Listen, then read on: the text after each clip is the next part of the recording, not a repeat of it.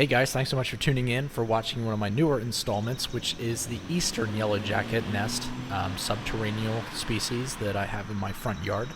This is literally 4 feet away from my bald-faced hornet nest, the bulb nest that I relocated with Herc 1120. So I did a couple shots here just showing what I saw when I was at the bald-faced hornet's nest, seeing these little yellow buggers flying in and out through the grass. So this was about maybe 4.5, 5 inch long grass that I was seeing these guys flying in and out of. I couldn't see the hole right where I was standing, so I did move a little closer and was able to see them coming in and out. So to get a good camera angle, I wanted to kind of trim around the grass. I thought about taking my mower over it. I was like, well, I think I'll just kind of do the less invasive version with the weed whacker. So I got my weed whacker out and decided to take a couple swipes real quick. So I waited till I saw little to no activity and then just hit the opening there. First swipe did pretty good, but it didn't quite get all of the obstructions out of the way for a good camera shot. So I waited there for a couple seconds to see if any swarms happened, which they didn't, but we had one girlfriend come to the hole and just kind of inspect the situation. I didn't see her there, and I go back over with the weed whacker, and then I stirred her up, and she set off the alarm pheromone. And then you start seeing a bunch of yellow jackets coming out of the hole. So I did speed this up. This is about 400% speed, and so you see them kind of all over the place. There's about 10 or so of the eastern yellow jackets flying around. So I got maybe, I don't know, they were probably out for about 20 minutes maybe. But I was able to get some good shots. Now the whole reason why I'm even doing this video is to show the subterranean yellow jackets how they actually function. So I'm used to showing you guys the aerial nest building yellow jackets, i.e. the bald-faced hornets, and how they build paper nests outside of on the tree branch or the overhang of a building or whatever. Now what these guys do is a foraging queen from in the early spring who's fertile, who's ready to lay eggs, will find either a mole hole, some kind of rodent hole, or even just like a little passage underneath of a very cavernous plant. So either a flower, or in this case, this was actually a pile of sod that I had sitting in my yard that has just turned into my yard over time. As the organic material breaks down, then you start getting like air cavities and stuff. Well, the moles love that, so they kind of like tunnel through it. So what happens is this queen found a old rodent hole and went in there and started adhering her comb to the root system of the sod. And when I've dug these up, and one of my very first wasp nest removal videos you can find here on YouTube, it shows me digging up this nest for the first time and seeing what it looked like. And what was interesting about it was adhering to the bottom of a flower plant, and it was just attached to that root system.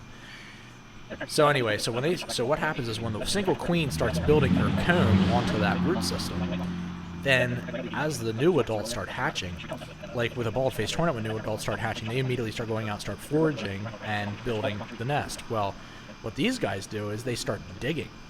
So what you're seeing is these adults that are flying out of the hole, as the nest gets more advanced towards the middle of the season, like where we're at now, you see the big chunks of dirt in their mandibles, and they're carrying this stuff out and excavating the hole down in the ground to be bigger, to accommodate for a bigger nest.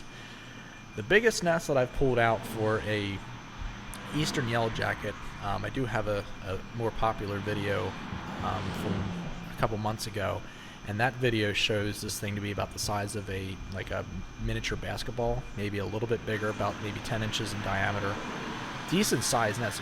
You see this one has a huge chunk of soil in her mouth, and then she picks it up. She doesn't just drop it outside the hole, like she'll literally fly this thing out, and I've watched them fly like 30 or 40 yards, and then I just lose sight of them, and they still hadn't dropped whatever they were carrying. So they're not like just bringing it out like an ant does, where they bring it outside their nest hole entranceway and then just dropping it, like they're carrying it away.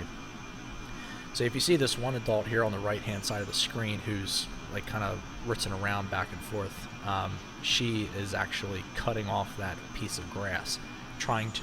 And the one you just saw fly out of the hole actually carried a blade of grass that was at the entranceway, carried it and flew off with it, which I think is really cool to watch them. Like, it's almost like they're landscaping outside the hole.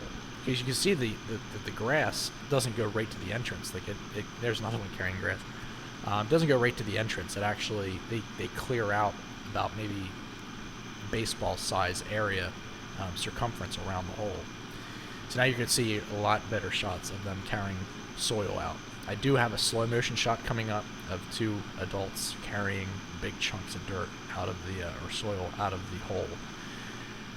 What I'm going to be doing in my next video, I hate to promote future videos before even finishing this one, but what I'll be doing in the future video, look at that chunk, is actually taking my scope camera down into the hole and seeing if I can see down in there a little ways. Look, you're carrying that piece of grass. Down in the hole a little ways so you can see what the inside of the nest looks like undisturbed by me, like I do with my other videos where I'm excavating and disturbing the whole nest. And this one here on the right hand side, man, she just doesn't give up. I mean, I think it was about maybe 15-20 minutes that she was there cutting that thing off, which is pretty intense. You talk about like attention span. That thing has a better attention span than I do, because I would have given up on that a long time ago.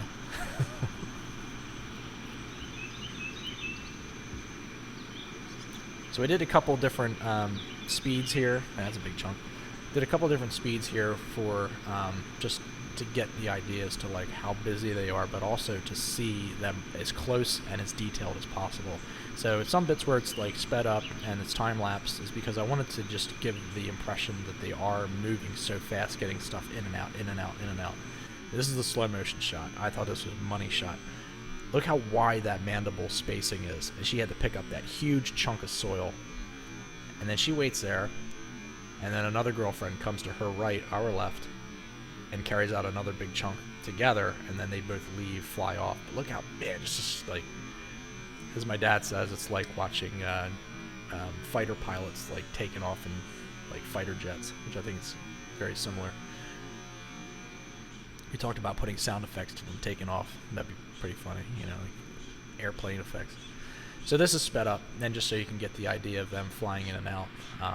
Again, carrying lots and lots of soil. So if you think about how many are probably in this nest right now, there's probably about maybe 50 to 100 adults that are carrying stuff in and out, and they are constantly excavating. So that hole in there, that cavity that they're building the nest, so you got ones that are flying in and out as they fly out to get more pulp to make the envelope.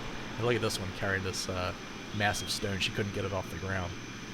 The other ones are like, really? Really? You're going to try to carry that? You're not going to get it off the ground. She tries. And instead of just dropping it right where it's at, she freaking carried it back down the hole. Like, now listen, guys, I need you guys to help me cut this thing up. Anyhow, so you have to think about how when they're flying out to get pulp, they're carrying out a chunk of dirt with them. So it's not like one's just carrying dirt out and dirt out and dirt out and excavating. Like, they're all doing it. They're all carrying it out. They carry the dirt out, and then they come back with pulp to build on the nest.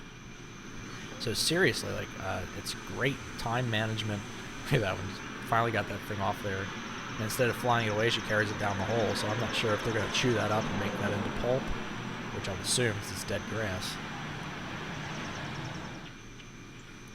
So just some more good shots of just seeing them flying in and out, getting that paper out, or that dirt out, and then collecting paper. Every now and then you'll see a couple of them go around the entranceway of the hole too, and actually just chewing up like parts of the soil. So anyhow, guys, that's it for this video. I really appreciate you guys coming back and watching, and I hope you enjoyed seeing a different kind of yellow jacket. I am going to be doing more of a series on these guys.